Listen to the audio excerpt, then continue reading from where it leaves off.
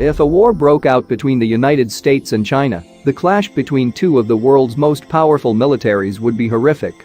And the United States could very well lose. That's a concern among current and former defense officials and military analysts, one of whom told Breaking Defense earlier this year that in war games simulating great power conflict in which the United States fights Russia and China, the United States gets its ass handed to it. Speaking at the Aspen Security Forum last week, Admiral Philip Davidson, who oversees U.S. military forces in Asia, called China the greatest long-term strategic threat to the United States and the rules-based international order.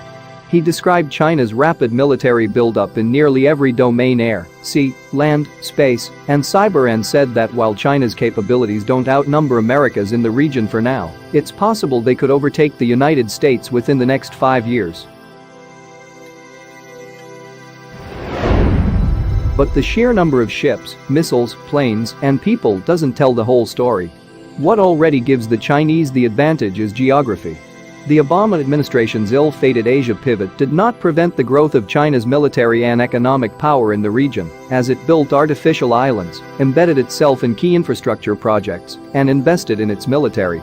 Meanwhile, President Donald Trump has called into question whether the United States would defend its treaty allies in the Pacific, such as Japan, with complaints about the expense. Davidson said at Aspen that there is no more important American ally in the world than Japan. The question is what could actually cause the United States to fight China.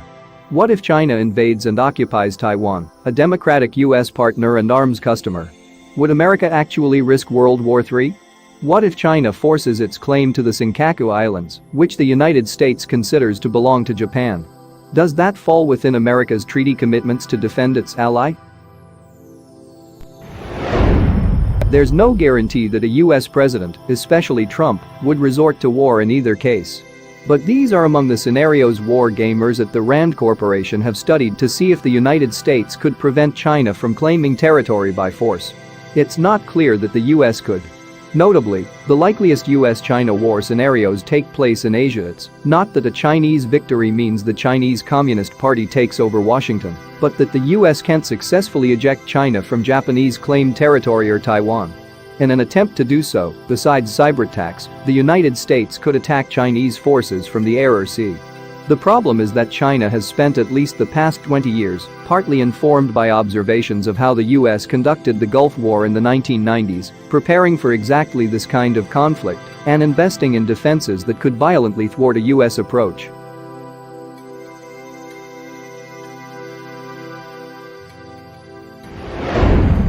It has missiles that can sink ships. It has missiles that can down airplanes.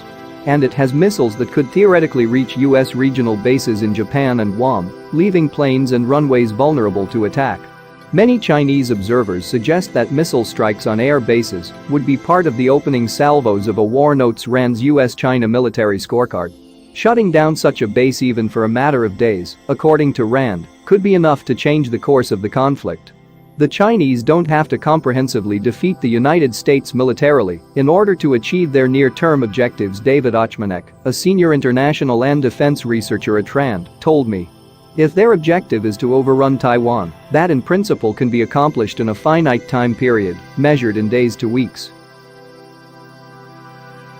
Ochmanek participated in the Rand war games that showed the US losing. It's not just that they'll be attacking air bases in the region. They'll be attacking aircraft carriers at sea, Ochmanek said. They'll be attacking our sensors in space. They'll be attacking our communications links that largely run through space.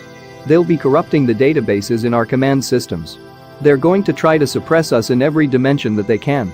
They will try, but it's also worth noting that many of these capabilities are untested, and that, in contrast to the United States, China doesn't have a lot of experience actually using its weapons in combat. Yet the growth of Chinese capabilities represents a big change from about 20 years ago, when President Bill Clinton sent aircraft carriers near the Taiwan Strait to deter Chinese threats against the island. China at the time had been firing missiles toward Taiwan, but its missile arsenal was far less capable and precise. When that carrier was deployed by President Clinton, the Chinese couldn't even find it, Chris Brose, the former staff director for the Senate Armed Services Committee, said at a separate talk at the Aspen Forum. And they've spent 25 years not only figuring out how to find systems like that, but how to overwhelm them with very large volumes of precision weapons.